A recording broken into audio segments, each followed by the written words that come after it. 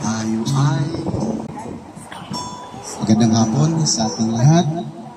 Tayo ngayon ay narito upang saksihan ang muling pagpapatibay o pagsasama ng ating mga magulang. Tayo ay magkakapatid. Ninong, Ninang, salamat sa karangalan. Hindi ko nakala na kayo ang gumabay sa aming kasal. Ako rin pala ang papatibay ng inyong pagsasama. Makakaupo na po naman. Ng pagsasama ng aming magulang, ninong at ang ng babi. Sa hapong ito, gabayan at samahan po kami. Pagkamanin po ninyo ang aming fellowship sa nagtang ito. Sasaksiyan po ninyo, Lord, ang aming mga gagawin, lalo na ang panunumpa ng mag-asawa sa kanilang muling pagpapatibay sa kanilang pagsasama. Kaya't Lord, samahan po ninyo kami, bawat isa sa amin. Ito ay aming panalangin sa pangalan ni Jesus. Amen. Tama ba? Yes. Madalas yan, madalas. Kaya lang ang tanong, paano? Paano? So yan ay hirap sagutin kasi madali siyang sabihin, maganda siyang pakinggan, ngunit paano? Sabi ng aklat ng awit, ang Diyos ay nananahan sa pagpupuri ng kanyang mga anak. Ibig sabihin, nawe-welcome si Lord sa pagpupuri. Paano naman yung pagiging sentro ng buhay? Simple lang ang sagot. Kapag tayo ay nagmamahalan, lalo na mag-asawa, present ang Diyos. Bakit? Ang Diyos ay pag-ibig. Amen? Amen. So, kung kaya, pag sinabi natin gawing sentro, ang simpleng kahulugan, pagmahalan. Kasi, pag nagmamahal ang mag-asawa, ang Panginoon nasa sentro, nasa gitna ng pagsasama. Amen? Alright. Ngayong hapon, Ninong Bert, Ninong Bobby, nagalakan yung bawat isa sa amin na kami mismo ay kasaksi sa inyong pagpapatibay o muling pagpapatibay ng inyong pagsama bilang mag-asawa. Sabi ng iba, ang marriage daw ay dulo, a final step ng pagsasama ng dalawang nagmamahalan. At I beg to disagree sapagkat ang pagsasama o ang pagkasal ay umpisa lamang. Okay? Hindi siya yung final mismo. Umpisa ng mga sacrifices. Umpisa ng mga struggles. Umpisa ng, sabihin na natin, gamitin na natin yung word, common word, colloquial word. Umpisa ng mga katupakan. Umpisa ng mga tantrums. Lahat yon. Kasi bakit? Ang nagsasama, magkaibang tao yan eh. Di ba? Yes. Magkaiba. Kasama yun. Ika nga, kumpletos, retados. May panahong masaya, may panahong hindi masaya. Kumpleto. Kaya lamang, kung titingnan natin ang salita ng Diyos, sino ba kasi may gusto magsama ang dalawang magkaibang tao? Ito sabi ng Bible. Genesis chapter 2, verse 18. Then the Lord God said, it is not good that the man should be alone. Sabi pa ng Lord, I will make him a helper fit for him. Aha! Hindi pala tayo ang may ideya ng marriage. Si Lord pala. Kung kaya, hindi kataka-taka kung hindi kasama sa sangkap ang Panginoon, ang mag-asawa ay para bang naglalakbay ka nga sa isang tawag doon, tulay na alak, water through the word, and to present her to himself as a radiant church without stain or wrinkle or any other blemish, but holy, blameless, and the same way husbands ought to love their wives as their own bodies. He who loves his wife loves Love your wife now. Love your wife, ha? yan, sa hapong ito, nung kinasal sila, ang sagot, I do. Ngayon, Kaya lang ngayon, ang sagot, I still do. I still. Oo, hindi I do. I still do. I still do. Akala ko, I will regret. Wala na, nasa gyera na. Wala na atrasan. Wala na atrasan. Okay? Ninong Bert, do you reaffirm your love for your wife?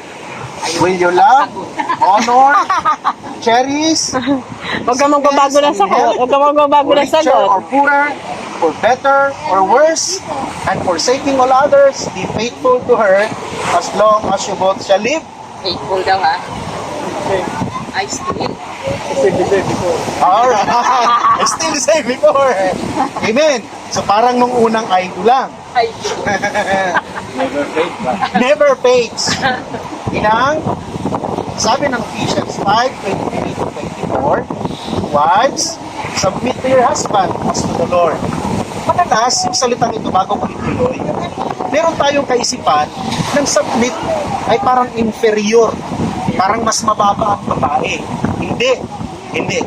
Sinasabi nito na kung mahal mo ang asawa mo, whether you like it or not, you subdue yourself. Pinasasubmit ang sarili. Kaya ibig sabihin, hindi dahil mababa ka, hindi dahil mas mahina, whatsoever, kundi by your will. Ako nga natin, by your will.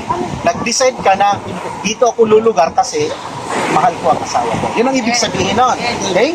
Wives, submit your husband as to the Lord. For the husband is the head of the wife, as Christ is the head of the church, his body, of which he is the Savior. Now, as the church submits to Christ, so also wives should submit to their husbands in everything. Everything. Yet, Ninang Bobby, will you continue to have Ninong Bert as your husband and continue to live in marriage? Do you reaffirm your love for him? And will you love, honor, and cherish him in sickness and in health, for richer or poorer, for better or worse, forsaking all others, be faithful to him as long as you live? I reaffirm. Yee! Palakpakan! Ayun. Sabi ng pala ng kasulatan, 1 Corinthians 13 verse 4 hanggang 8, ito ang paalala ng banal na kasulatan.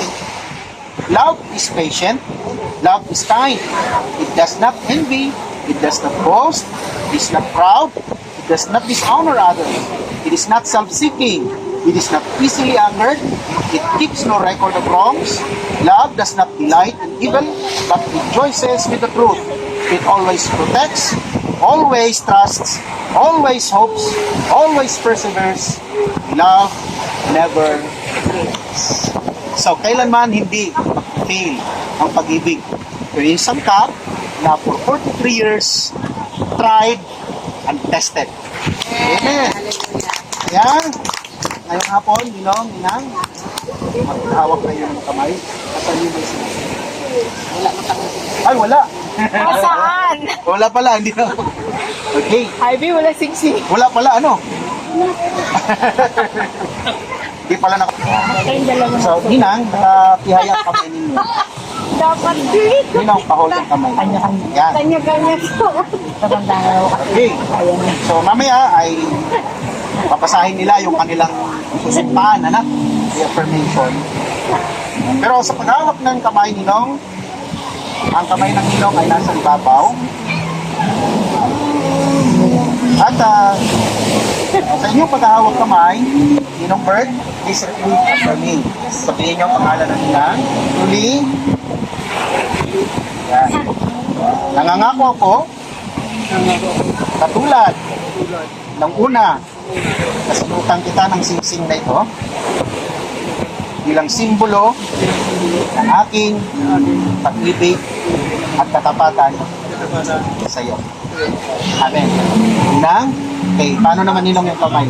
Ang inang naman naman sa ibabaw. Ninang Bobby, makisunod. Bert, ako'y nangangako sa pamamagitan ng singsing na ito na isinuot mo sa aking kamay bilang simbolo ng aking pag-ibig at katapatan sa iyo. Ninong, Ninang, lagi niyong alalahanin na ang pag-ibig ay sumusuko, nagpapatuloy, hindi tumitigil tulad ng ating sinumpaan hanggang sa kayo'y paghiwalayin ng kamatayan. Ngayong hapon ay pinagtitibay natin bago ako manalangin, sila ay muli magsusumpaan at pipirma sa kanilang sinumpaang pangako. Babasahin ng Ninong habang hawak ng kamay ng Ninang, and then si Ninang babasahin yung kanya habang magkahawak sila ng kamay.